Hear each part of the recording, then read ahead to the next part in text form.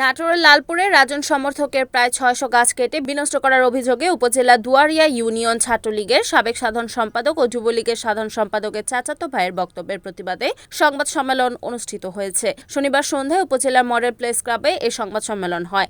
এ সময় লিখিত বক্তব্যে সোহেল রানা বলেন, লালপুর উপজেলার দুয়ারিয়া ইউনিয়ন ছাত্রলীগের সাবেক সাধারণ সম্পাদক ও যুবলীগের সাধারণ সম্পাদক আরিফুল ইসলাম আরিফের চাচাতো ভাই আশরাফুল ইসলাম মামুনের কুজিপুকুর এলাকায় উপজেলা বিএনপির সাবেক আহ্বায়ক ডাক্তার ইয়াসির আরশাদ রাজন সমর্থকের প্রায় ৬০০ গাছ কেটে দিয়েছে। বিএনপির দলীয় এমপি প্রার্থী নাটোর জেলা বিএনপি যুগ্ম আহ্বায়ক ব্যারিস্টার ফারজানা শারমিন পুতুলের লোকজন এই ধরনের সংবাদ ১২ ডিসেম্বর নাটোর প্রতিদিন ফেসবুক পেজে এবং ১৩ ডিসেম্বর দৈনিক ভোরের দর্পণ পত্রিকায় প্রকাশিত হয়েছে, যা সম্পূর্ণ মিথ্যা, বানোয়াট ও ভিত্তিহীন।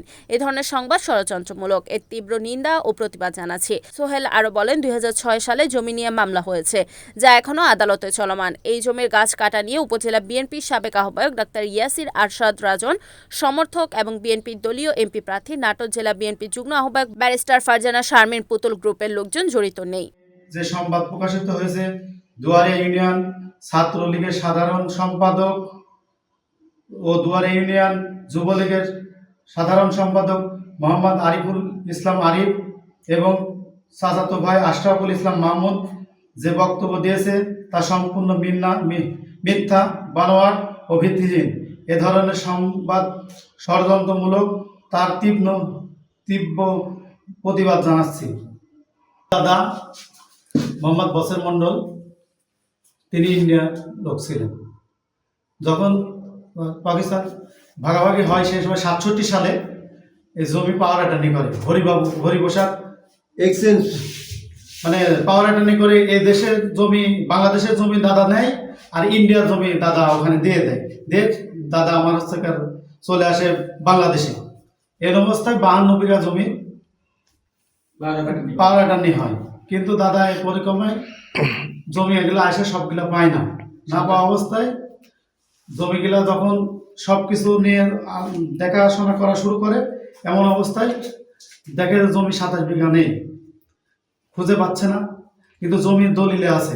এমন অবস্থায় এই জমির পাওয়ার অ্যাটর্নি করেছিল আব্দুর রহমান, হাবিবুর রহমান নাম লেখা আছে, মাস্টার বলেছিল, সে গঙ্গারামপুর বাড়ি, সে এই দলিলের শনাক্তকারী।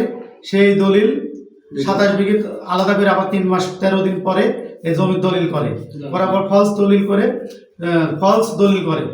করার পর এটা নিয়ে ঝামেলা বাদে তখন এই জমিটা আমরা উদ্ধার করি। উদ্ধার করে আমার দখলে ছিল। এক সময় যখন আওয়ামী লীগ সরকার ক্ষমতায় আসলো, তখন আরিফুল ইসলাম আরিফ ছাত্রলীগ সাধারণ সম্পাদক,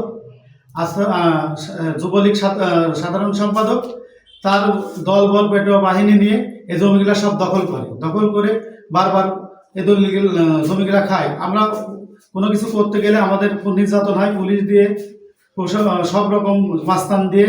আর ২০১৮ সালের নির্বাচনে আমাকে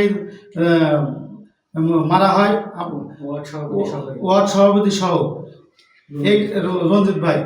আর অন্যত অবস্থায় আমরা খুব মর্মাহত হয়ে যায়। আমরা দলিল জমি পুরো আসতে লাগলে আমাদের জমি আমরা আসতে চাই, কিন্তু এই অবস্থায় তারা আসতে দেয় না, তারা ভয়ভীতি দেখায়। এর অবস্থায় অনেক সময় আমি পালিয়েও থেকেছি। বিএনপির কথা বলে অনেকে আওয়ামী লীগের একটা বাহিনী নিয়ে সবসময় মহড়া দিত, আমাদের বাড়ি ঘরের উপর আক্রমণ করতো, চেষ্টা চালাতো, আমাদের ছেলেপেলেকে ধরতো, যদি কোনো সময় জমিদারপুর আসিস তাহলে তোর মেরে ফেলবো, অনেক হুমকি ধামকি করতো।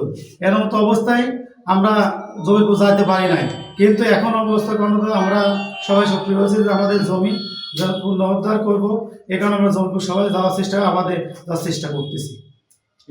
মামলা আদালতে চলমান, আমরা সবাই বিএনপি করে আমাদের আওয়ামী লীগকে ত্যাগ করা হচ্ছে। যে গাছ কাটার অভিযোগ আনা হয়েছে এটা সম্পূর্ণ ভিত্তিহীন, মিথ্যা। এটার সাথে আমাদের কোনো সম্পৃক্ত নাই।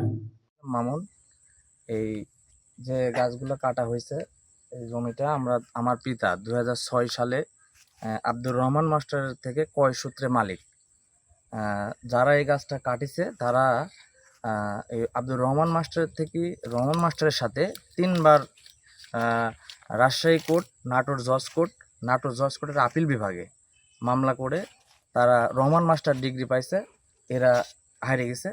যাওয়ার পরে ২০০৬ সালে রহমান মাস্টার জমি বিক্রি করেছে, আমরা কিনেছে। তাদের কোনো ক্ষয়ক্ষতি করা হয় নাই। কোর্টে মামলা চলমান, কোনো রায়। Report AZ Sujan, NNTV, Natore.